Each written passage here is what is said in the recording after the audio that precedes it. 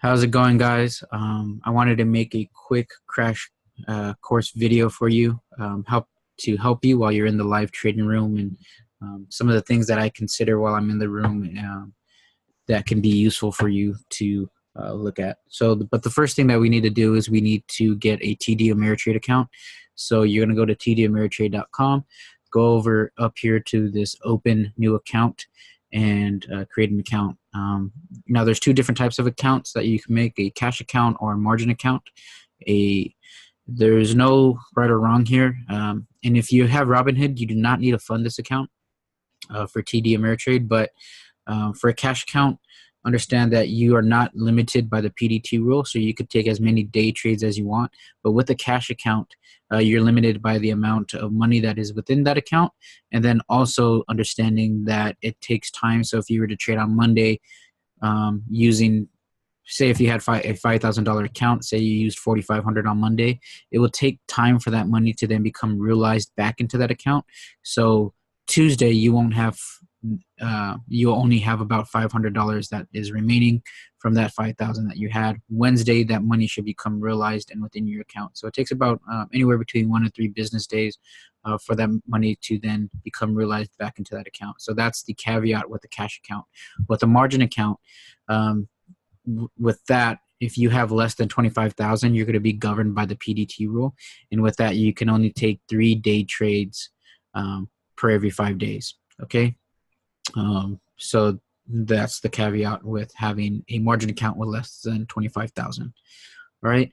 Another option, an alternative option, is using an application like Robinhood or something like SureTrader. Robinhood, you're still going to be governed by the PDT rule. SureTrader, you are not, because they are an overseas brokerage, so they are not governed by that PDT rule. So there's a couple of different ways to go about, but if you already have a platform that you like and you love, that's completely fine. The reason we want to download the Thinkorswim platform is that's what we use for our charting, and I'm going to show you an A through Z walkthrough on how I use it. Okay, so go to tdameritrade.com, download this, and then from there, you want to go into their tools and platforms. Okay, once you're within the tools and platforms section, scrolling down to the bottom, you're going to hit this download Thinkorswim, and then from there it's going to open up a window where you could download it for your Windows, your Mac, Linux, or all others. Okay, and once that downloads, then we will be good to go. Okay, and once that is downloaded, it'll take you to the Thinkorswim application, and this is where we're going to spend majority of the remainder of the video within the Thinkorswim application. Okay, but we first got to download it. Again, you do not need to fund the account, but I highly recommend you download this software because Robinhood charts are extremely horrible. And these are really advanced, and then they go along with the trading strategy that I'll be teaching you here very shortly, especially in terms of risk management. Okay, so this is going to be a pretty lengthy discussion. So for that reason, I'm going to go a little fast, but you can always pause, rewind, and watch the video over and over to go through it. So excuse me while I get a little bit of water. So with that, this is our Thinkorswim platform that we can see here. And we're looking at a flexible grid in our chart. So when you first get in here, and I highly recommend you go through the tabs and kind of play with it. But where we primarily focus on in terms of what we look at is charts. And now you could do a regular chart or you could do a flexible grid. And by default, they're going to look different. So let me show you the default version. This way we start from the beginning together. So you're going to have a default on chart. It's going to be very basic. And then on the flexible grid, and we're going to get to here. I know it looks complex, but we're going to get through all of this and explain all of it together. Okay. And if you can understand this, any other software is going to be extremely easy. So we're going to go to reset here. And now by default, I should have the same screen as you do when you look at the flexible grid. So you're going to go to charts, hit flexible grid. Now within here, I could put a stock ticker. So like, let's just say OLED, for example. That's one of my favorite stocks. And within here, it's going to put the daily chart along with volume. Now I can come in here and type in OLED again, and it'll show me a smaller chart. But another thing that I can do is I can give this a channel or a unique link, and we'll just give this a unique link of channel 1. Okay, and very much like a walkie-talkie or anything like that, if I change this now to channel 1, they will now be linked. Those frequencies will be linked. Here we have, all I had to do instead of typing in the ticker was putting in that channel 1, and now I'm looking at the same particular stock. And so if I was to change this to say Facebook, for example, these change together. Okay, and so let's link these here. Okay, and another thing that I want to do, okay, so I want to show you the way that they can link, and then we'll start getting into it here piece by piece. Okay, you don't have to copy this, but understand how this works, right? The other thing that I can do is I could change the time frame. So here I'm looking at, there's multiple different default time frames that Thinkorswim gives you. Here on this one, we're looking at a 1-year time frame. So what it's showing you is the span of a year relative to the current date, okay? And then so it shows 1 year and 1 day. So what that 1D means is that each candle represents 1 day, okay? Here, if we were to change this down to a 1 day, 1 minute, we're looking at a 1 day trading day, okay? The days are trading days. There's no weekends involved. And what we're looking at here is a 1 day, 1 minute. So each candle represents 1 minute. So the time frame on the right depicts on how the duration of which the candle that you're looking at. The time frame on the left depicts the time frame of the overall data that you're looking at. So here, if I'm looking at a 1-year time frame, we're looking at a full 1 year, and each candle represents 1 day. Okay, very straightforward. So let's just focus on one chart for now. So let's get rid of this. Okay. And so here we have our chart. We have, again, the year time frame and our volume. And we could go through here, and if I was to select here, it'll show me, if you look at the top left, I'm looking at 2/21/2019. It shows me the open price of this candle and the close price of this candle, okay? As well as the high and low point of that particular candle during this time frame. So this time frame being 2/21, and again, each one of these candles represents 1 trading day. Now, the cool thing about Thinkorswim is that you could come in here and do a lot of editing and customization. One thing that I like to do is I like to overlap the volume. And the reason why is because I have a different volume indicator that is a little bit more customized, that is useful. So I'll overlap this one. And as you can see, once I do that, it overlaps with the chart. So if I uncheck it, it's going to be separate. If I check it together here, it's going to overlap and be one chart, essentially. Gives me a little bit more real estate. The next thing that I like to do is go over here to the appearance section and fill the green candles in. And I'll explain the difference between a green and red candle. In this case, since Thinkorswim colors it orange, we'll talk about the difference between a green and an orange. The other thing I like to do is take the expiration Fridays off. I don't really need those for the purpose of trading that we do. And then the other thing I like to do is, if you notice this bar here on the far right, this last candle of the previous day is all the way at the edge of this chart. I like to give it a little bit more real estate. So I'll do either 30 bars or 40 bars to the right. If I hit apply, you'll see now that it shifts 30 bars to the right. I'm still looking at the same time frame, but it gives me a little bit more of a visual of what's going on. It's a little bit more eye appealing. So I'll save it like that, and I'll hit OK. And now what we just did is called a style. This is a style in which how we want our essential chart to look.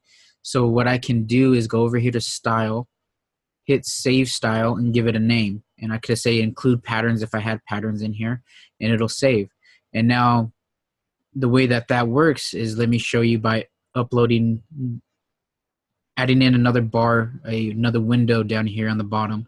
If I put back in Facebook, you'll notice that it's back to the default. Okay, it does this, it's just the default setting. So in order to change that, I could go back into this gear and do all the changes that we just did, or I could come back to style and load the style that I had saved, and then here we go, we're back to that same style, and these are the same. So very nice tool to use and very useful. Okay, so let's just focus here on this chart. Okay, as day traders, we primarily focus on the 5-day, 5-minute time frame, and we'll get into supports and resistances here in a sec, and the different time frames and their importance. So we look at the day time frame, and let me get rid of these drawings. Actually, I'll leave them because I don't want to go through doing those again. And so we will have the 5-day, 5-minute time frame for our day trading, but we also pay a lot of respect to the daily time frame. And I'm going to focus on the daily time frame for right now, and then we'll go through the supports and resistances that I look at, and then we'll look at the intraday chart and what I look at in terms of the 5-day, 5-minute. First, let's look at candles and have an understanding of what the candles mean. So as you can see, there's different candles throughout the time frame of this year that has transpired. And a red candle, if we're going to look at this one here, a red candle means that the price closed at a lower price than what it opened at. So here on this candle, there is a body, the anatomy of a candle. You have the body, and then in some occasions, and most occasions, you'll have wicks, which are these very thin lines that are both at the top and bottom of the body of the candle. Okay, for a red candle, the open is at the top edge of the candle, and the close is right here at the bottom edge of the candle. It opened at, for this candle, it opened at a price around 94.96 and closed at a price of 84.93, which is right over here. Okay, and I know that because if I look to the top left, it shows me the open price of 94.9, the close price of 84.93.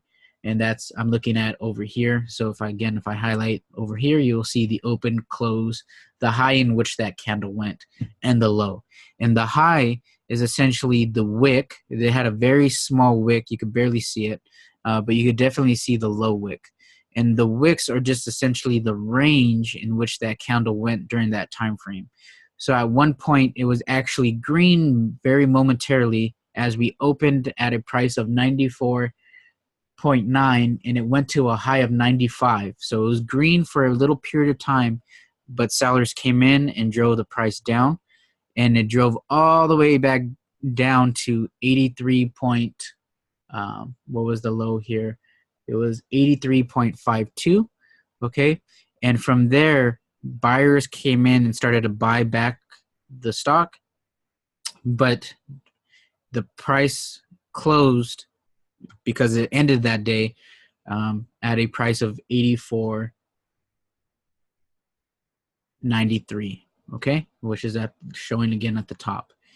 All right, so that is how that time frame worked and how that candle, why it was red. We opened at a higher price, closed at a lower price, okay, and this is only what happened within that day. If we look at the next day, we have a candle that opened at a price of 85.39, which I'm looking at the top left again, and it went to a high over here at around 90.19, okay, and it closed. So it went to this high, and sellers started to come in. The price started to drop, but we still closed here at the edge of this candle at a price of 87.26, okay. and that is why it's green. It closed at a higher price than what it opened at. So a green candle, the anatomy, it opens at the bottom edge of the candle and it closes at the top edge, which depicts a green. It's at a higher price. A red candle is going to open at the top and close at the bottom. The wicks are going to be the range in which that candle went, okay, during that time frame. Very straightforward, okay? Now, what I like to do, and I use, this same thing that I'm going to be going over is the same thing that I go over every single stock pre-market and during the open when I'm looking at a stock that hits our scanner, okay? This is the same technique throughout, okay? So the first thing that I like to do is note on the daily time frame supports and resistances. Now, to draw those in, first I look at, now there's different types of support and resistance. There's the price level, there's the trend, in which case I'm looking at indicators, and then there is the real time by looking at the level 2s and time and sales. Okay, so there's 3 different categories that I look at when looking at support and resistance.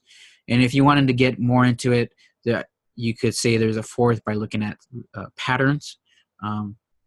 But there's typically 3 that I primarily focus on. Patterns are just, and even a price level are just arbitrary. The main one that matters is the level 2 and time and sales. But these are nice guidelines for you to use and to kind of get an indication of where you're going to run into those supports and resistances.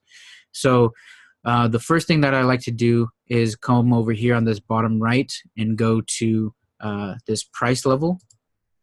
And if I was to double click at a certain level, so let's just say you're right here, and I double click, I'm going to get rid of this one. If I double click, it's going to draw a perfect horizontal line straight across.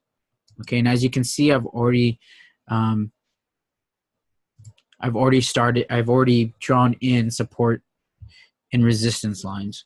Okay, now noting a support or a resistance line is not finite. Okay, a resistance line can end up being a support line, and a support line can end up being a resistance line. It all is relative to where the candle lies in relation to that line, and we will see that here. So here, and my criteria for drawing these lines in is that it has to hit the base, the end of the candle, at least several times throughout a time frame. So here, in this case, it's hitting 1, 2, 3 different days, 4 different days within a span of a couple months here. So this is August, and then here we're looking over here in October. Okay, so you can see every time that it hits around this price point, and it doesn't need to be 100% accurate, but just relatively close, you'll see that it hits this price of around 130 and starts to drop off. Okay, and then here on this date, we had a change. We were above this 130 line, which ended up being a support for us because we dropped back down a little bit, but still held up above that line and continued to move up. Okay, and so I draw these lines in by looking at where it has at least a minimum of 3, and you can start to recognize pattern. So here we had resistance at this price of around 100. We finally broke above 100, went all the way to 130, had resistance at 130, started to sell off, and noting what was resistance prior, here held up as support. We hit this price of 100. We don't drop below it. It holds up as support, and we make a move back to guess where? Our 130 mark, which was resistance. Okay, the following subsequent days, we open at a very low price, start to drop back off. Okay, so now we're below the support line of 100. We start to drop back off, and now we find a new support here at around 80. Okay, we hit 80. We have resistance at 100 on this day. Drop back down, move back up to 100 and break through 100, break through our resistance of 130, and make newer highs. And we end up having, throughout this time frame, we end up getting a new resistance level, a new support level by looking at times that we touch and hit that line, okay? Or that price in this case, because we're looking at price level. So I hope that makes sense. Now, why is this important? Well, an example of this is if the price, say, here was 126 and you were considering taking a trade, it may not be a trade that you would want to take because you note that based off of the daily time frame, there has been quite a bit of resistance at around this level of 130. What you would want to see is a breakout and a confirmation that you're breaking out above that 130 to maybe take your position for the next window of opportunity. So an example of this would be like, so here we hit a support level at 80. I see that I have a window of opportunity to about 100. I have confirmation that we're breaking out, and we have a reverse in our trend for a retest of a resistance point. Okay, same thing here. We have a sell-off. We hit 100. Now that we have confirmation that we have a move back towards the upside, may want to take a position here for a retest of the resistance line, right? And then in terms of a breakout, I want confirmation. So here's an example. We have a breakout of a resistance here. We have confirmation that we broke out through that resistance point. Now I want to take a potential entry for a move to the potential next resistance point or next price level resistance, okay? So you'll hear me say that a lot. I'm looking for a retest, or I'm looking for at a window of opportunity. And by that, I'm looking at the daily chart, looking at windows that we've had in terms of support and resistance lines. Now, you could come in here and get real crazy in terms of drawing these lines. There's no right or wrong way of doing so, but you'll start to easily see trend, and then this is where I draw those particular lines. Here we could clearly see resistance at 130. Here we had support at 100, which was one time a resistance point. So here, for example, I don't want to take a trade here at 95. I want to wait till we break this 100 mark, and then as soon as you see we broke through that 100, we went all the way up to 130. Okay, here we had resistance at 100 again. We broke through 100. This would be a nice time, one of these candles as confirmation that we have an upward move in a breakout. Take entry, and then retest that next window of resistance, price level resistance, which will here be 130. So this move from 100 to 130 was a 30% move. Okay, this is a high price stock. This would not be something that you would day trade, more so swing, but the same thing you will look at in terms of support and resistance. Okay, so that's category one, and that works for all time frames. So if this was going to be a day trade, what I would then do is go to my 5-day, 5-minute time frame and draw in support and resistance lines. Now, these lines, however, when I draw them in, what I do differently, you can see we had a little support here, is that I will color these blue or give them a different color to note that they are at a shorter time frame. The shorter time frame supports and resistances tend not to hold up as strong as the daily. So the daily time frame supports and resistances tend to be stronger and have a little bit more respect in regard to those price level supports or resistances. Okay? So that's what I do, and I do that pre-market. I'll look at the daily time frame. Sometimes I'll look at the 180-day just to kind of see what's going on, to make sure I covered all my tracks, and then I'll go into a shorter time frame, maybe the 20-day, or just looking at the 5-day, 5-minute, which would give me an indication of what's going on right now with the trend and in terms of support and resistance. And so that's category one, okay, that we talked about. Category two, in terms of support and resistance, is, let me go back to the daily, is trend. So one of the things that I use, and you'll hear me say it in the lives all the time, is I look at my EMAs. So I could come in here, go to studies, type in Expo, and I'm saving all this. All this recording is saved, so you can go back and rewatch of what I'm doing and etc. So I'm gonna add in the exponential moving average. All I did was right click on the chart and type in, and go down to studies, go up to edit studies. And once I went to edit studies, I typed in the word Expo, which then put in my moving average, exponential moving average. And by default, it gives me the 9-period moving average. Okay, I can save these studies and save this study set, and any chart that I then open up after, in which I could just, the same as the style, just right click, go down to studies, and then open and load the study set that I saved. Okay, now the reason I like the 9 EMA, again, it's a level of support and resistance. It tells me support and resistance, but it also tells me potential entry and exit points. When we are above the 9 EMA, I will take entry. It will be my minimum criteria for taking entry on a trade. Okay. If we are below the 9 EMA, it is a time for me to be out of the trade. And when I mean above or below, I'm talking about it has to be the close of the candle. I don't care about the range in which the candle went above or below the 9 EMA. I care about the close of the candle. So even if the candle is red, as long as we didn't close below the 9 EMA, I'm still going to stay in the trade.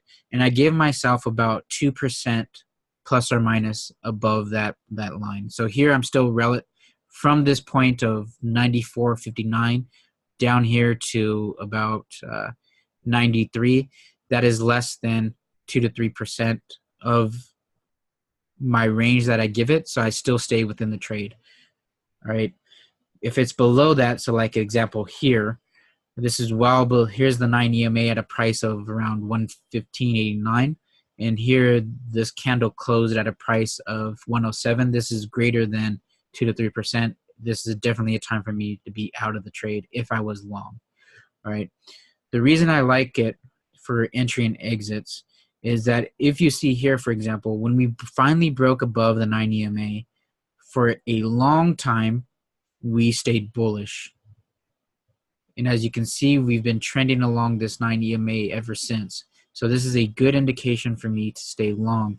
And as long as we don't break down below, this would have been the time to sell for me, greater than 2 to 3%, I'm still going to stay within the trade. Anytime it breaks down 2 to 3% greater than the 9 EMA, I'm going to be out of the trade. But here we had a nice trend above, and it was a bullish move all the way up here to a price of 155. So we had this breakout here at a price of around 87 and went all the way to 155. So almost roughly around 100% return. Okay. I also paid respect to the price level, which was the first category of support and resistances. So once we broke here at around 88 or 87 or so, once we got close to this 100, this is a time to take a little bit of profit, noting that you may start to have a reversal, in which case we did, but we still trended along that 9 EMA and moved up. We had a breakout, so still really bullish. So once you broke out, then you can add a little bit more size, okay, to your trade into then the retest of the next resistance point, which in this case was 130. Once you break 130, you could then sell a portion or add a little bit more size, whichever you prefer, and then go on. And then once you finally have a breakdown below, in which case here we did, it's time to be out of the trade, okay? And then once you break back up above, you could decide to take another entry piece or whatever. But you can see that once you're above the 9 EMA, it holds bullish. Once you're below the 9 EMA, it's pretty bearish. And to show you another example of this, we'll look at the 3-year time frame. Here on the 3-year time frame, when we were above the 9 EMA, we were bullish. Once we had this breakdown here on the 9 EMA at a price of 180, it dropped all the way down to a price of 89. And as you note, the wicks went above the 9 EMA, but I don't care about the wick range. I care about the close of the candle, and we never closed back up above the 9 EMA. until we started getting over here. Once we started to break back above, which ended up being a bullish move there as well. So we're bearish when we're below the 9 EMA. We're bullish once we're above. Okay. And then we also pay respect to the first category of support and resistances based off price level. All right. And again, I'm going kind of fast, but you can always rewind and watch the video over, and it'll start making sense the more you watch it. So that is an indicator that I use for entry and exits, as well as resistance levels. When we're below the 9 EMA, it's going to hold as resistance. When we're above, it's going to hold up as support. Okay. There's other indicator EMAs that I use, which is the 20, the 50, and the 200. And what the 9 EMA is, and it'll make sense once I talk about the 20 and the 200 EMA. The 9 EMA is going to be relative to the time frame that you're looking at. It's going to take the average of the past 9 periods in relation to the current candle.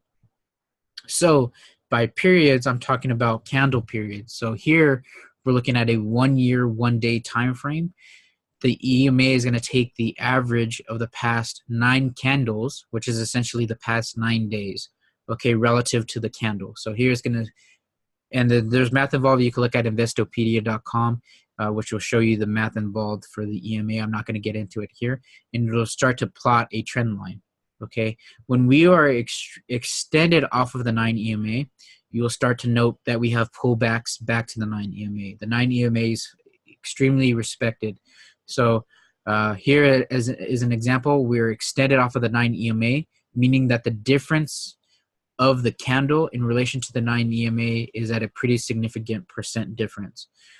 So a lot of the times there will be a sell-off and a pullback, which means we're pulling back to the 9 EMA, and then from there it'll either continue back up or it'll break down below. Okay, so that is what the 9 period EMA is. So if I'm looking at a 5-day 5-minute time frame, is taking the average of the past 9 5-minute candles. These candles now represent 5 minutes. They no longer represent a day.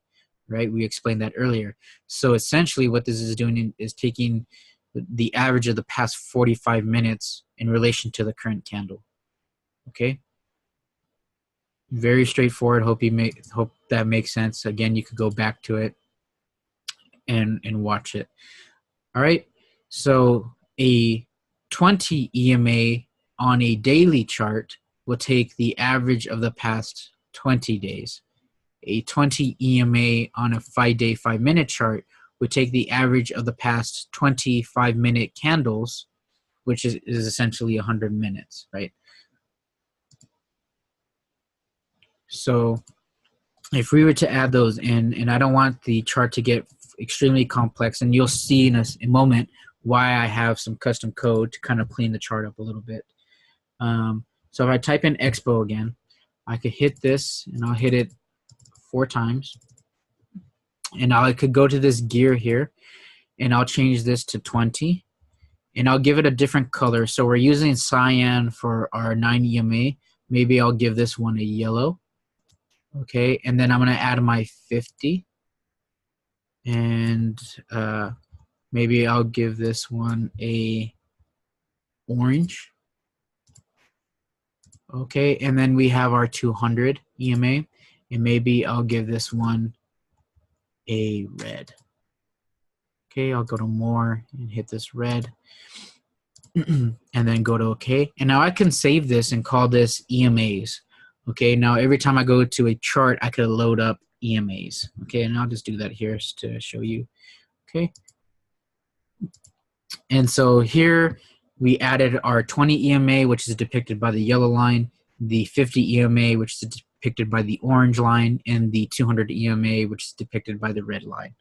Okay, so a 200 EMA on a daily chart is taking the average of the past 200 days. Okay, a lot of people use the simple moving averages, looking at the 50 and 200 as indications of a golden cross, which will be a bullish move, or a death cross, which will be a bearish move. So when you have crosses on the EMAs, and I don't want to get into that too much here because that's a little advanced, they will depict a bullish or bearish move.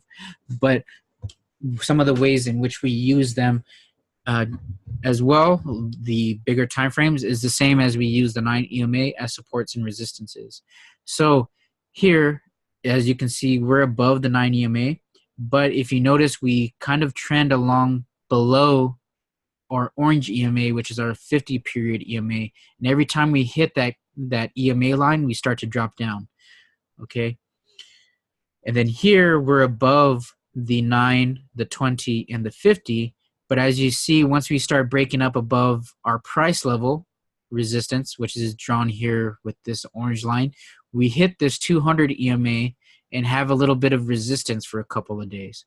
So these EMAs can hold up as support and resistance. And that's one of the only reasons that we add them in, is for support and resistance. We use the 9 EMA as potential entry and exit points, as well as support and resistance, but we don't use the 20, the 50, or 200 to depict support and resistance. Excuse me, to depict entry or exit points. All right. So that's how they're used, and as you can see, the chart gets a little cluttered. So that's why I typically do not have them on my chart. Instead, I have some custom code that puts them in here, and we'll explain those shortly. Or you can leave it if you like it. That's completely fine. All right, but for now, I'm going to get rid of those. And then what I want to add next, so we're going to talk, again, this is category 2 of support and resistance. Okay, category 1 was price level. Category 2, we're going to look at indicators that help to depict support and resistance levels, and also looking at overbought and oversold indicators. Okay, so let's get rid of the 20, the 50, and the 200, and let's get rid of the 9 EMA at this point as well. We'll keep it. The other indicator that we look at is the MACD. Okay, the MACD is going to be a lower study. It's going to be down here below. And this also is going to be a nice indication and a nice signal for entry and exit points, potential entry and exit points. We use all of these things in conjunction with each other. There's no one indicator. There's no one study that supersedes them all. We use them in conjunction. Okay, and when we do so, we give ourselves a high probability, and that's what we look at, high probability trades. Okay, so for example, here we are roughly around the support line. Okay, we still have room before we hit a resistance line, so we have some room to take a trade. Okay, we are above an indicator line. We're above our 9 EMA, so we have 2 check marks for potentially a reason as to going long. And then a third check mark is we have a cross on our MACD below the 0 level, okay, where we have, and this is a bullish signal, okay. So we have 3 categories here showing us that we have a bullish signal. 1, we're roughly around the support level.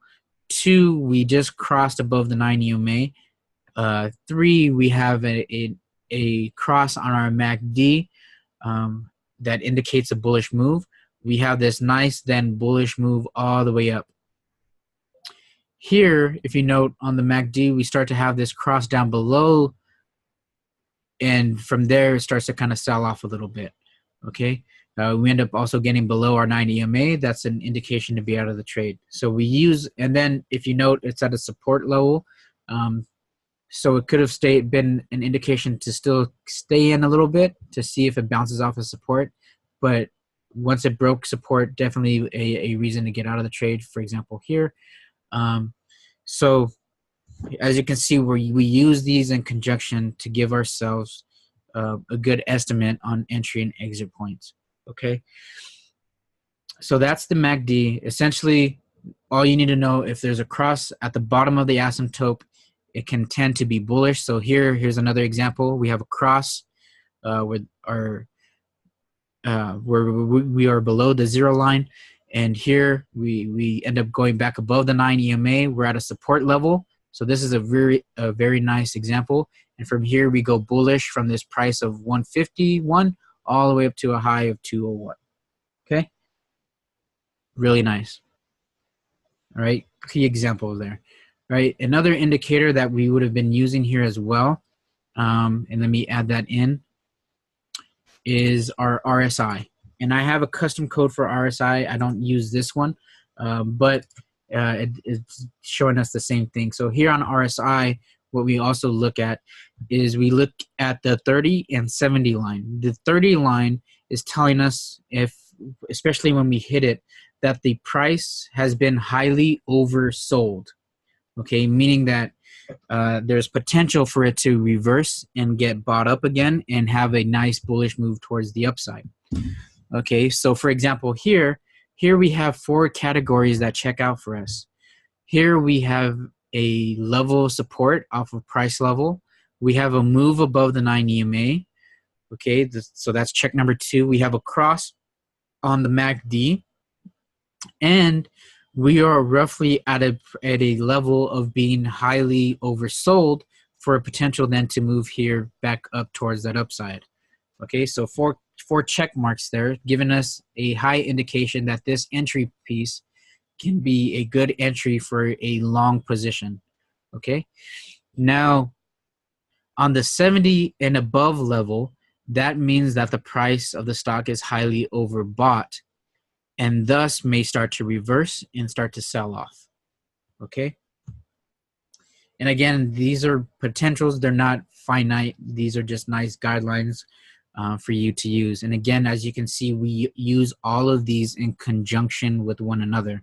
There's no one indicator that is used to tell us to buy or exit and for support and resistance. We have to use them all in conjunction. Okay, so that was category 2. Now, before I go on any further, make sure to stop and rewatch and go back to this. And this same thing that we looked at in the yearly applies also when we look at the 5-day, 5-minute time frame. When we look at the 5-day, 5-minute time frame in terms of a day trade, it's also the same technique and same way that we look at it. Here we are at a support line of 192. We're crossing above the 9 EMA. We have a cross on our MACD.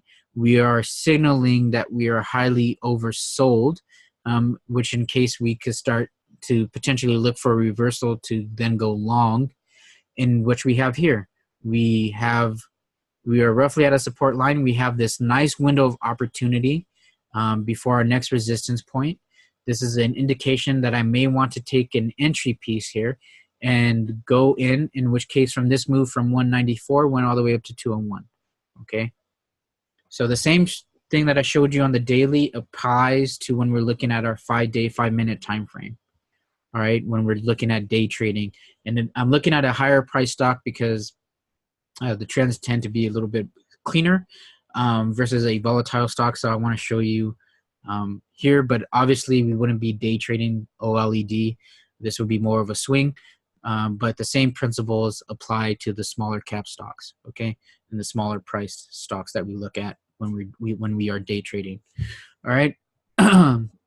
So then from here, we talked about the 2 levels of support and resistance lines. I'm going to remove all studies at this point, and just keep the price level that we're looking at. Go back to our yearly time frame. And now what I want to do is, now that we've talked about that, I want to, before we get into category 3 of our support and resistance, I want to talk about how to properly set up your chart.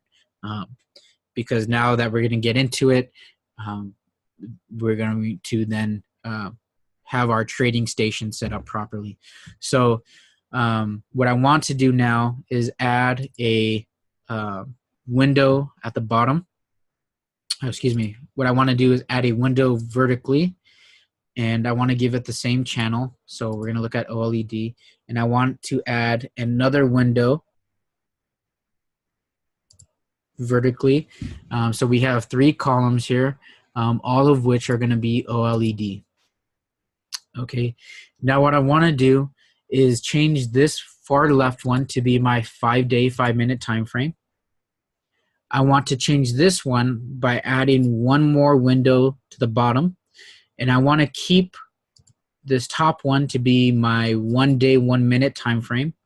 I want to make sure I'm zoomed out all the way. And then here on the bottom, I'm going to link it again to my OLED, and I'm going to change this one to be my daily.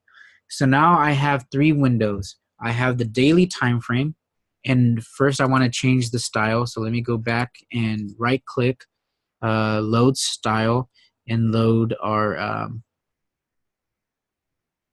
default style. And then same here, let me load our default style. And then we have, and let me change the time frame because it changed on me.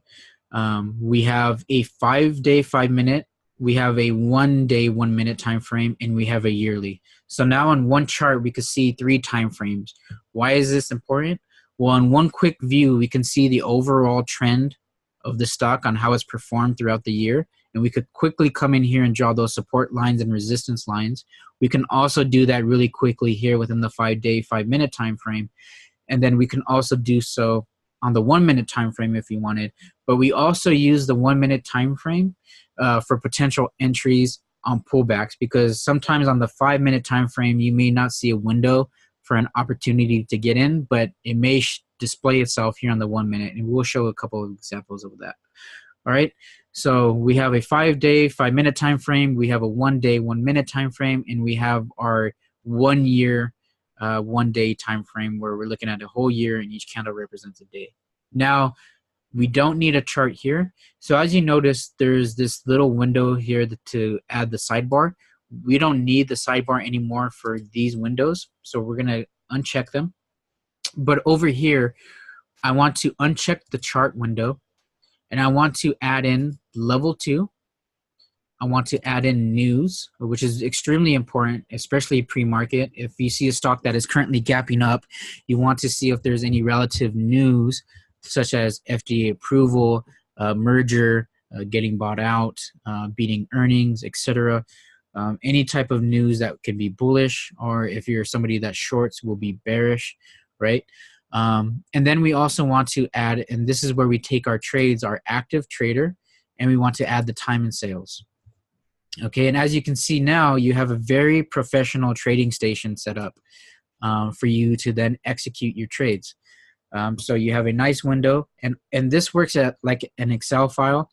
You could come in here and adjust the cells in terms of if you want to move them up, move them down, etc. So this whole thing that we just did is called a flexible grid. You can come in here to this little icon here and save this and call this your default trading station. Now, every time if you went and reset this, you will have, you could just simply come over here and load it. And as you can see, I have quite a bit of some saved. You could come in there and load it, and it'll load your trading station. Okay, there's a little bit more customization we have to do before we then get into the level 2 and time and sales. Okay, so I'm going to go to this gear here, and I'm going to get rid of this cancel button. I'm going to remove it, and I'm going to add a cancel all. What this is going to do is cancel any open request that I have on the stock, whether it's like I want to sell at a certain limit or buy at a certain limit, or etc. If I see that I don't want to place that order, I could just simply hit cancel all, and it'll remove any orders that I have pending. Okay. The other thing that I want to do is add in, and you could come in here and add whichever ones you want. I'm going to add in the buy ask and buy bid, and I'm going to move those up to the top. I could move them by dragging. Okay. Or I can move it by just hitting this move up and move it up here. Okay, so I could either buy the ask, buy the bid, buy the market, sell the market, cancel all.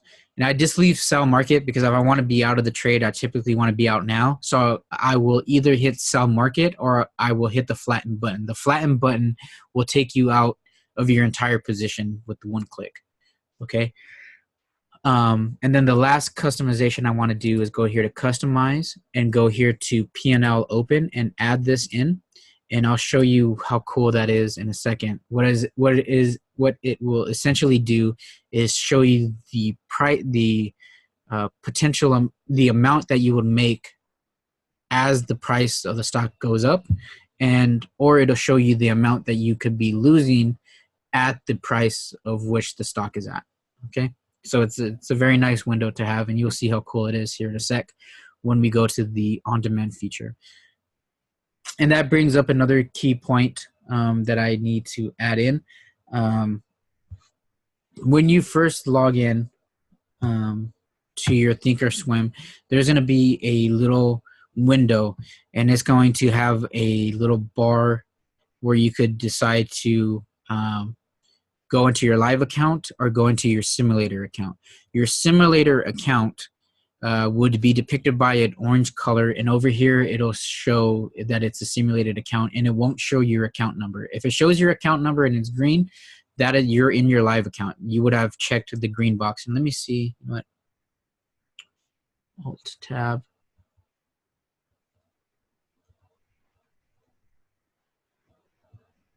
Let me open it up here to show you. So let me open up another window.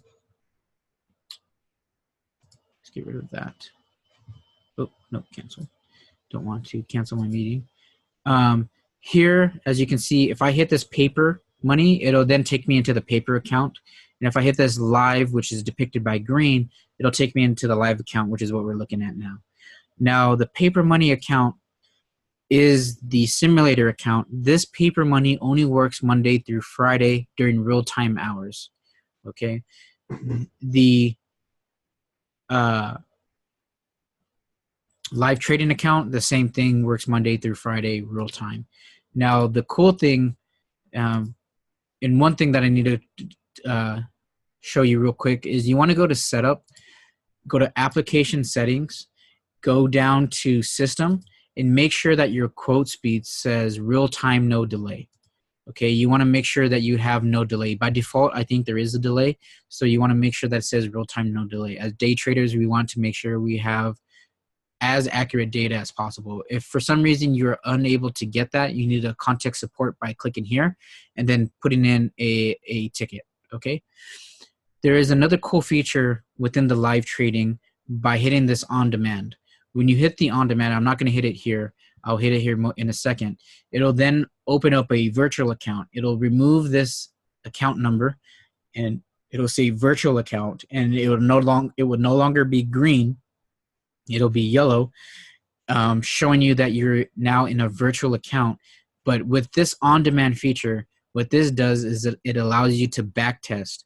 But what's cool about that is you can practice and at any time. So on a weekend, you could come in here and practice something that you maybe you made a mistake on, and then see where you could have done better, and then to just get some batting practice in putting in different stocks and practicing trading, because it'll mimic what happened on that day, including the time and sales and level 2s and things like that. So it's a great feature. So there's two different simulators that you can use: the paper money, which is only works Monday through Friday, or you come in here on the on demand and backdate a certain day, and it allows you to backdate 2 days prior to the current date. Okay, so those are some great features. All right, so now let's get back into the chart, and let's go back into category 3 of support and resistance. But first, let me add in my actual platform on how I have it set up. So here, as you can see, I have a lot more custom code. I have, as I showed you, I have a custom volume bar that shows me the difference between sellers and buyers within that current bar and that current volume that is currently going on.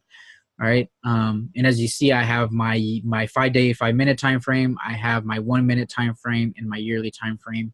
And then instead of having all the EMAs on the window here, I have them selected by custom code here. So if they're green, that means we're above those EMAs. So once we're red, like we are here, that's a quick visual to say I'm below my 9 EMA. I don't want to be in on the trade. I also have a midline VWAP, and I didn't cover that earlier, but that's also another indicator that we look at. If we're above that midline VWAP, that's a bullish signal. When we're below the midline VWAP, that's a bearish signal. So to quickly show you just real quick, let me go to studies, remove all studies. Let me put in that VWAP just to show you. So edit studies, and I'll type in VWAP and apply, hit OK. And it's going to draw in 3 lines. It's going to have an upper and lower band, and it's going to have a midline band. I don't necessarily need the midline, the upper or lower bands. So what I can do in here is go to customize, go to upper band, take off show on plot, remove the lower band by clicking the show plot button so that it's unselected. And then here I could change this, like if I have my EMA up, I could change this to, instead of it being a flat line, to being a dotted line. And now come in here, now we just have our midline VWAP. Okay, so when we're above the midline VWAP, it's a indication that we're bullish. And then also on pullbacks, you'll start to notice that there's pullbacks to the midline VWAP, which will also be bullish because from there you can have a potential reversal back towards that upside. All right, so that's why people like the midline VWAP. Again, if you're above, bullish. If you're below, bearish. If you have a pullback and hit the VWAP, could be bullish for a potential reversal back towards that upside. So for me, I just use custom code, which depicts green or red if we're above or below the midline. All right. And then also another indicator that people like is the Bollinger Band. So this as well is going to draw in an upper, a midline, and a lower band. I only care about, in terms of the Bollinger Band, the upper band. So the way that a Bollinger Band works, it's the same as if you remember basic statistics, really basic math back in, all the way like freshman year of high school probably, where you have a standard deviation, so you have a parabola. Everything that falls out of that 95% data selection within that parabola is considered an outlier, right? Plus or minus 5%. So the same thing works here. You have an upper limit and a lower limit. 95% of the price action is going to fall within the upper and lower limit of the Bollinger Band. When it falls outside of that range, it could be considered as an outlier. During pre-market hours, this is good because then that means that there's an outlier, so it could be a potential move towards that upside. During the open, what a lot of the times what I see it used as is when it does become an outlier, an indication that there may be a reversal in momentum and start to sell off. So here, as you can see, we have this outlier. We're above that upper limit of the Bollinger Band, and we start to sell off. Here, we are below the Bollinger Band limit, and we start to get bought back up. Okay, or we start trending at that limit, right, and start to move back up. So for me, since I go long, I only have the upper band selected, and I'll leave that open. I don't really care about the midline because I have my midline VWAP and 9 EMA as indicators.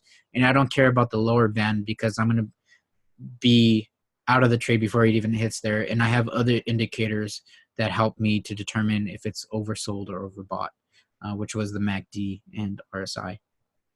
Okay, so for that, I just take the midline off, I take the lower band off, and I'll just leave the upper band. Okay. And again, I can make that dotted or whatever. But let me go back and load in my settings. Okay, so now I have my settings, and now as you can see, I have an upper Bollinger Band. If it turns red, then it'll say I'm above that limit or I'm at that limit. I may want to consider taking some of my position. Here, we are above the 9 EMA on ATOS. We're above the 20 EMA on ATOS. We are above the midline VWAP. This could be an indication of a bullish move. But then I look at the overall trend and I see we're downtrending. It may not be a stock that I'm willing to trade. Okay. And then you could draw on your price levels, which is category 1, category 2, support and resistance levels, and then check marks. So I pay attention if we're above the 9 EMA on the yearly time frame, and we're above the 9 EMA on the 5-day, 5-minute time frame. then that's a nice bullish move potentially. And then again, I'm paying attention to the to my MACD, and then over here it's dark right now, but I have an RSI that will change green if we're highly oversold and change red if we're highly overbought. Okay, so really nice, useful. But you could keep the standard indicators that it comes with and use those as well. It tells you the same thing. And then so category 3, and I want to show you here. Let's just look at like maybe Riot, for example. Category 3, looking at price level, looking at level 2 and time and sales. What this will tell you is, let me get rid of, so as you can see, there's this annoying bar here in the middle. We're done customizing, so we can go here and hit this and uncheck this customize grid, which will then remove that bar. So a way that this works, and as I showed you, we had price level and we had trend line, and we had other indicators that will signify whether bullish or bearish or potential entry or exits. Another indicator that we look at is, and which is the most important, is our level 2 and time and sales. Here, for example, the price is 226. Okay, so we're looking here at this price of 226. We may be above the 9 EMA, and just for shits and giggles, say we have a cross on the MACD, and say the RSI is showing that we are highly oversold. So we're gonna have a potential reversal here towards that upside. But right now at 226, if I get in, I note that there's gonna be resistance. Somebody's selling 21, and you're gonna add 2 zeros on the level 2. So this is actually somebody selling 2,100 shares at a price of 235. So this window from 226 to 235 is a pretty small window of opportunity. Noting that here at 235, I may start to run in resistance because there's this pretty big seller here at 235. And this isn't a big seller. 2,100 shares isn't that much. But I'm just showing you as an example. Say this was 50,000 shares, right? You wouldn't want to take a trade, noting, especially if you're here at 230, noting that there's going to be some resistance here at 235 because there's a big seller showing on the level 2 and time and sales. Okay. On the flip side, if you were here at 235 or 234 and you saw this person here wanting to sell 50,000 shares, and then all of a sudden somebody came and bought 60,000 shares at 234, that may be an indication of a bullish sign, especially if you start to see people buying at 235, buying on the ask, for a potential breakout of that resistance point and then onto the next price. So the ask is what a seller is, the best offer a seller is willing to sell the price of the stock for. The bid is the best offer a buyer is willing to buy the stock for. And the difference between them is called the spread. So you typically want a low spread of about a cent difference. No greater than 5-cent difference.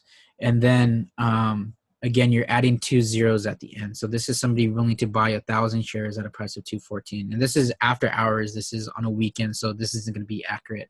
But during real time, and as I'll show you here in a moment, these will move very quickly.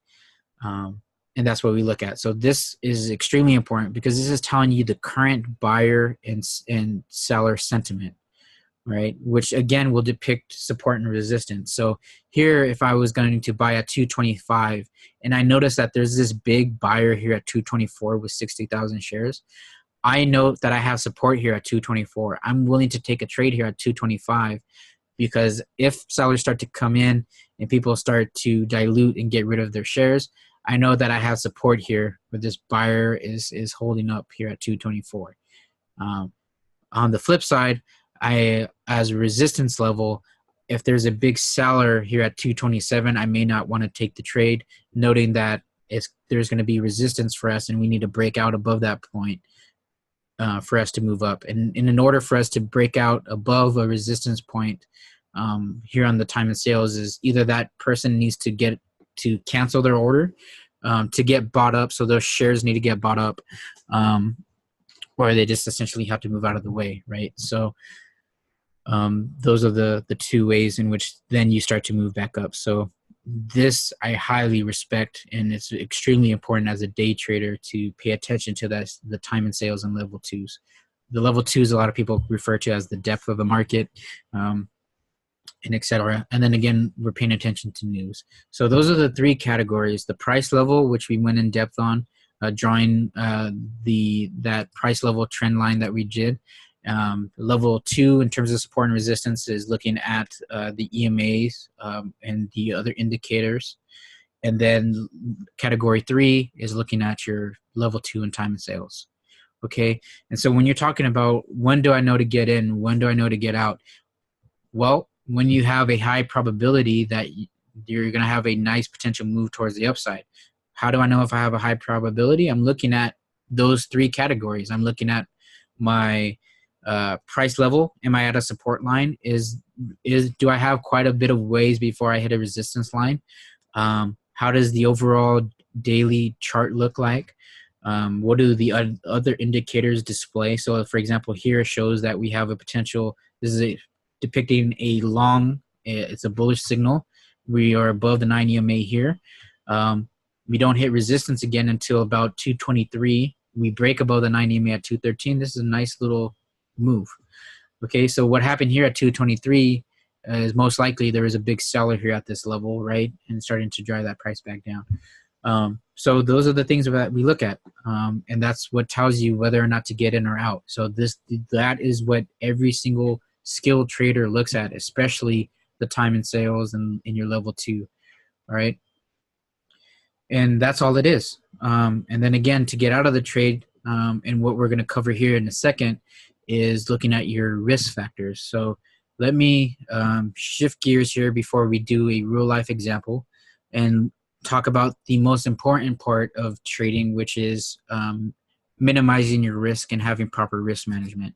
So here I'm going to be sharing my Excel file, and the way that this works is I have it geared to very strict rules of where I'm looking at strict rules based off of how much is in an account. And we're just going to go off of try to make this really straightforward. We're going to make this a $100,000 account. So with that $100,000 account, everything in here would auto-populate, and I'm more than willing to share this Excel file with you to kind of help you out.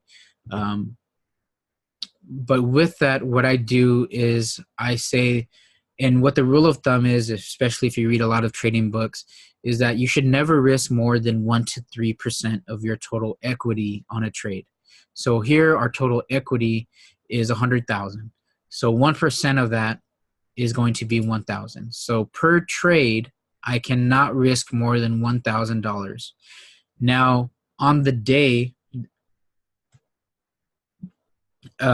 is where I say I can't risk more than 2 to 3%.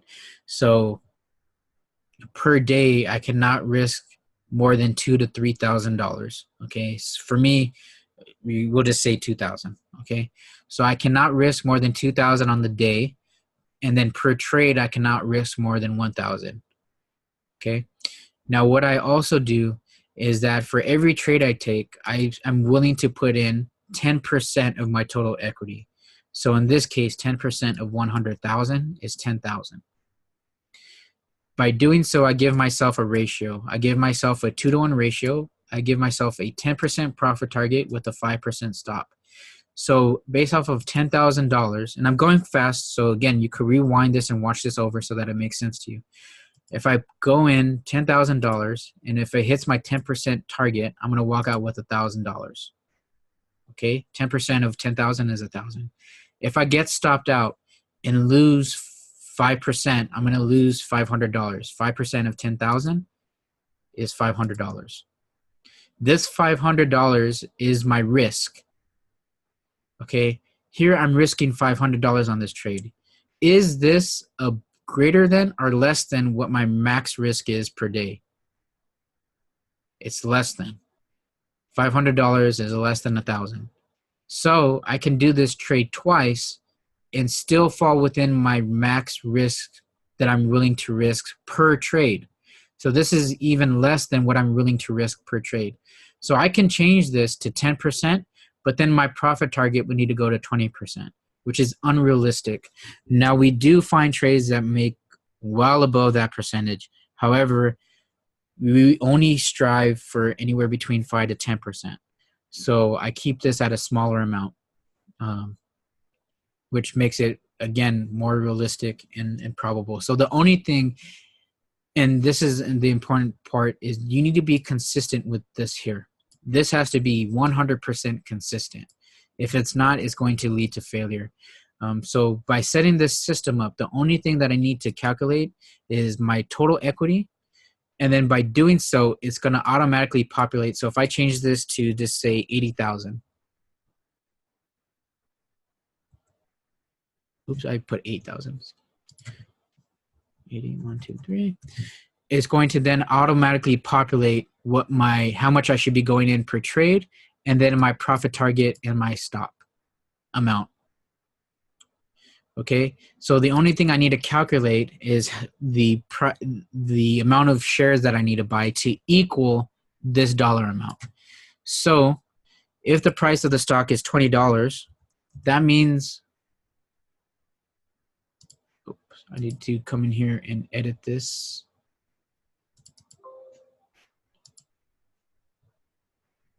Because that is inaccurate. Let me see. Let me change this to 25. Yeah, it's not calculating. So this, I need to fix the calculation here. Let me go to review, unprotect sheet. So what this should be is equal to this divided by this, which will give me how many shares that I can buy to equal this amount. Okay, now let me go back to my protect sheet and select it. So now if I was to change this to be, say the price of the stock was $5, it'll then be, I could buy 1,600 shares.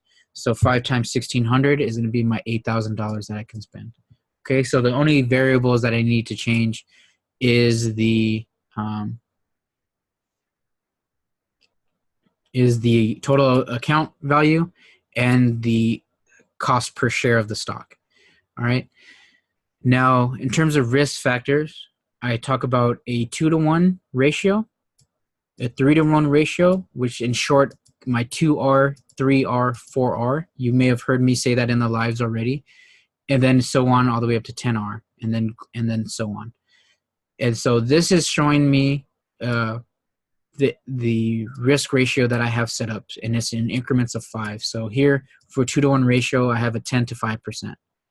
Okay, so hopefully we understand basic math to understand that ratio. For 4-to-1, I have a 20 to 5%.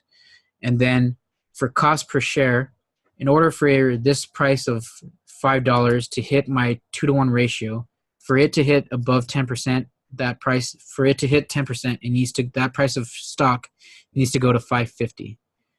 For it to hit 15% from this $5, it needs to go to $5.75. For this stock to make 20% in return, it needs to go to a price of $6.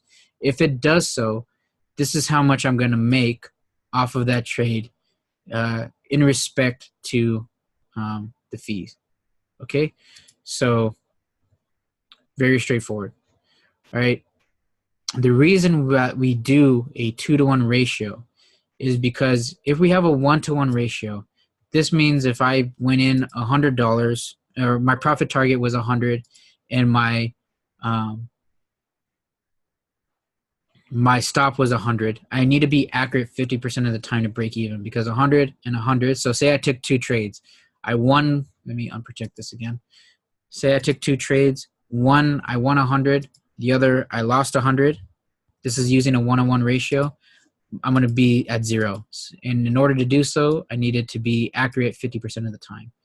So the reason we use a 2-to-1 is we only need to be accurate 33% of the time to break even. Anything more than 33%, we're going to walk out profit. And here's an example of that.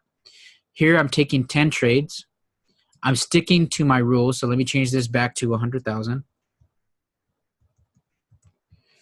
I'm sticking back to my rule of profit target and stop loss. So here My profit target is going to be 1,000 minimum, and my stop loss is going to be 500. So here on trade 1, I hit my profit target, made 1,000. Here's trade 2, 3, and 4. I lost. I got stopped out at 500. And now this is a perfect example. In real life trading, you're going to be relatively close to these values, and that's all that matters. You don't want to be super far extended off of these. Trade 5, I made 1,000. Trade 6, I lost 500. I got stopped out at my stop loss. Okay, trade 7, I won 1,000. Trade 8 and 9, I lost 500 each. Trade 10, I won 1,000. This is 4 wins. I only won once, twice, 3 times, and 4 times. This is a 4 out of 10 win ratio. This is 40%. That's horrible. But since I was able to keep strict guidelines on how I manage my account in terms of position sizing and in terms of risk management, I put probability in my favor, and I still walked out with 1,000. If I was to change any of these variables, it would change the result of here. So, for example, say I saw a stock, and you know what? I thought this stock was going to be freaking killer, and I decided to get a little cocky, and instead of sticking to my rule of putting 10,000 in, I changed this to be 40,000. That means my stop loss is now $2,000 if I was to get stopped out. So let's change one of these losses and say I got stopped out at 2,000.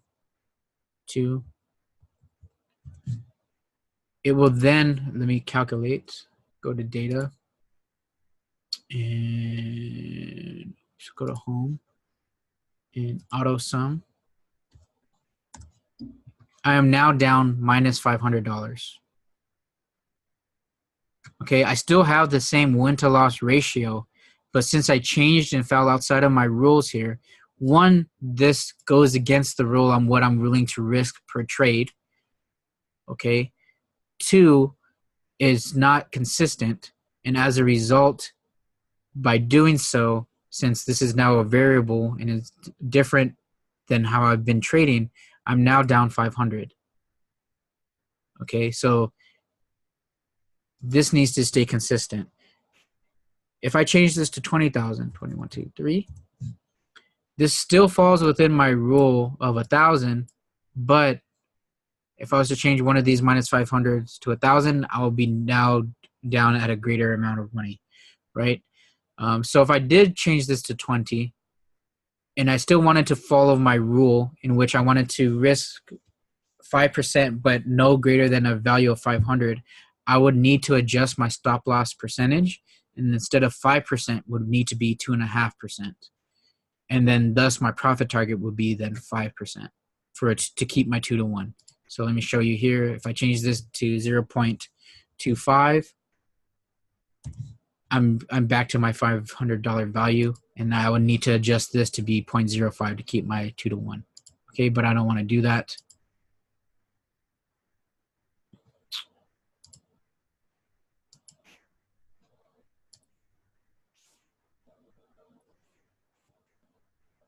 Go back. Okay, and so once we have consistency, then this leads to leading to profit and high probability that we will be successful. This is why we do a 2 to 1 ratio.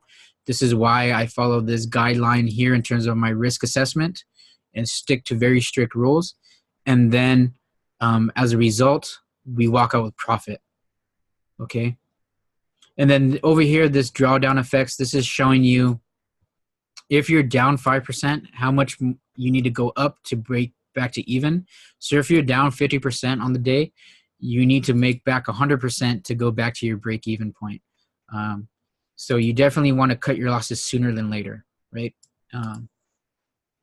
Now the other piece and why I use this Excel file and why I use risk factors is also to determine entry and exit points. So you'll hear me say, if I'm up 5R, so in this case 25%, and it drops back down to 4R, 20%, that is a time to be out of the trade if I'm in an open position. Okay. And so you can use that to scale out. or you can use it on the upward move. So if it's going from 10% to 15%, you can use that to take out a little portion. And then as it goes to 20%, you could take out a little bit. So selling into strength. And then you could flatten into weakness. So here, if it goes from 25 to 20, you could then exit your position. Or again, going on the rules of the chart, if it breaks down below your 9 EMA, to be completely out of the trade. So this, as you can see, is very useful. Again, I went through that quick. You could rewind it, watch it again. Very useful for you to have. And again, I don't mind sharing this with you if that is what you want. Okay. Next that I want to go over. So that's why we keep the risk management. That's why we do the 2-to-1, leads to profitability and high probability in terms of trading. Okay. So now the cool thing about this that I want to show you here in Thinkorswim is that this can set up that bracket automatically for you in terms of your 5 to 10%. So here to do so, it'll be single. You'll just go to this template, hit TRG with bracket, and change this now, this plus minus to be a percent. If it doesn't show the percent sign here, again, go to support and have them fix that. I'm gonna go here to up 10%, down 5%, and now no matter what, it's going to then calculate. So to look at that and to show that proof, let's look at a dollar. A dollar, 10% above a dollar, you're going to do a dollar times 1.1. That's going to be $1.10. And if you note here, I have a target that shows at that $1.10. For a 5% stop, it's going to be at 95 cents. It calculates and it's at 95 cents. It puts those brackets in there for me, so it takes the one thinking out of it, and then 2, I just simply have to click in there and it keeps my rules. And then to save this, so I can save this and I could go to this little save icon and call this 2-to-1 ratio with a 5% stop, which is what I have saved here. I have a 2-to-1 ratio with a 5% stop saved. Okay. And now with that 2-to-1, it doesn't need to be a 10-to-5. You can make it a 14% profit target to a -7% profit target, whatever you want, but the value needs to stay consistent, and you need to stay consistent going back to that Excel file that I showed earlier. By keeping those values consistent, you lead and give yourself probability, and that's putting the trading in your favor. Okay. So a lot of people think that trading is gambling. It's not. By following a strict system like I showed you, you're giving yourself a high probability that you're going to be successful. And that's what trading looks like. We give ourselves a high probability to be successful in terms of our risk management, and then we give ourselves a high probability in taking the trade based off of our technical analysis, based off of the price level of support and resistance, based off of the indicators, and based off of what is currently going on in real time. So all those things work in conjunction with each other to make us successful in terms of day trading, to walk out and be profitable. Okay, so when you follow that strict system that I just laid out, you end up profitable if you follow it to a T. Okay, so then the question is always like, well, what do I need in order to be profitable? Like, how much do I need to put in? And if we go back to that Excel file, let me make sure I'm sharing that here with you. Is if this account, if I change this to $2,000, that means my every trade I'm going in 200. My profit target is $20. My stop loss is $10. If I'm using Thinkorswim, which the commission is $6.95, that's about a $14 round trip. You're not really giving yourself much profit by following these rules. So what I would recommend is like a $5,000 account, in which case you're walking out with $50 minus your fees of $14. You're still walking out with 36. So here's the math right there. Okay. So giving you, and again, your 2-to-1 is just your minimum. It can easily go to 15 to 20%, like we've seen. We've hit 80% stocks on the day, but for just minimum, you're still walking out with 36. Now you're probably thinking like, wow, shit, $36 a day, that fucking sucks. There's 250 trading days roughly in a year. if you're making $36 a day on average, just on average, to say, okay,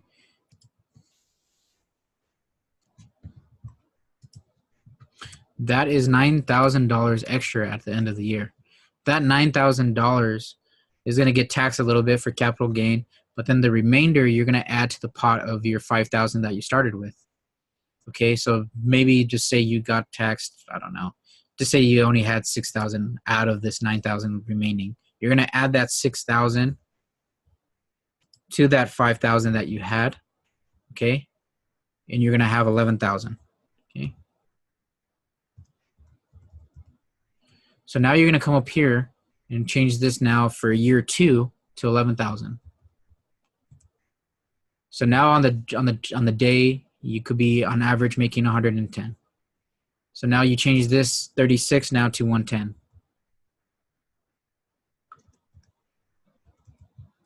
That's $27,000 at the end of the year if you stick to the rules. That $27,500 gets added to your $11,000 that you had to equal about 38. Okay, so year 3, you have 38,000. Okay, now you have 380. So now out of that 250 trading days, you're making, say, on an average 380. That's 95,000 at the end of the year.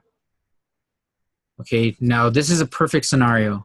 All right, obviously it's not going to be this picture perfect, but this is showing you, one, the importance of sticking to small wins on a day, because they add up as the year progresses and as the years progress in your trading career. Okay, so just remember that. So going back to the thinkorswim platform, let's show you an example of how this works. So here again, I could go to the on-demand feature and backdate, and this will be the last piece before we end the video. I'm going to hit this on-demand, and what this is going to do, and let me reset. I was using this as an example earlier with someone. So let me reset. And now, if I was to come in here and keep this bracket, I could do the buy market, or I could come in here and buy, I could buy a limit, which I'm getting it at a certain price. Buying market is going to say buy now, okay? And the bracket will still work. So even if I hit this buy market, it's then going to place the bracket in there for me at the profit of which, at the profit target and stop loss based off of the entry that I got. So I got in at 328. 328 times 1.1 should be at around 3.6, where my profit target should be. And here's the profit thing that I was showing you earlier. It shows you the value of profit that you could make based off of the share price. So here, as you can see, 360, which is my 10% goal, based off how much I went in, I'm going to be making X amount. Okay, and then my stop is set here at 312. So 5% below 328 is going to be your 312. This is a 2-to-1. This is 27, and then my profit target is 56, 2-to-1. Okay, so as you can see, it works really well, and it stays within your rules. It takes the thinking out of it. And so the other thing that I do in another piece, the very last piece, is as the price starts to go up and hits my 5%, I'm going to do one of two things. I'm either going to scale out, but I'm going to watch what's going on the time and sales and the level 2. So here I can see that there's a seller selling 600 shares at 329, a seller selling 1,100 shares at 330. If I think the price is going to start to drop down, and say this was at my 5% goal, I could then scale out.